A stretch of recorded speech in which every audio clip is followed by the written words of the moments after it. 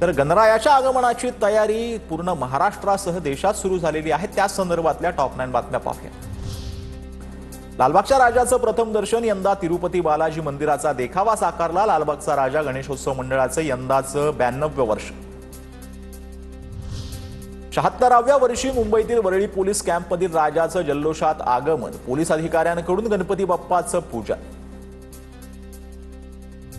वाशिमच्या मनीष देशमुख यांनी गायीच्या शेणापासून तयार केली गणेश मूर्ती। मनीष देशमुख यांनी यावर्षी 1,500हून जास्त शेणापासून गणेश मूर्ती बनवल्या। 2 लाख नफा मिळवण्याची अपेक्षा।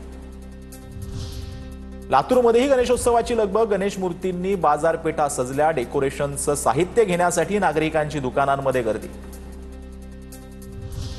गणेशोत्सवासाठी बेस्ट उपक्रम हे सज्ज। 27 ऑगस्ट पासून बेस्टकडून अतिरिक्त बस सेवा दिली जाणार। विशेषतः मध्यरात्री मध्य आणि दक्षिण मुंबईमध्ये 10 मार्गांवरती 26 बस चालवल्या जाणार। गणेशोत्सवासाठी एसटी महामंडळ सज्ज। मुंबईतील 3 डेपोतून 973 गाड्या कोकणासाठी रवाना होणार, तर मुंबई, पनवेल, पालघर, रायगड मधून 1807 गाड्या रवाना होणार। लासलगाव मधून कोकणवासियांसाठी 22 जादा एसटी बसेस मुंबई ठाण्यात पाठवल्या। त्यामुळे 122 फेऱ्यांपैकी एसटीच्या 73 फेऱ्या रद्द।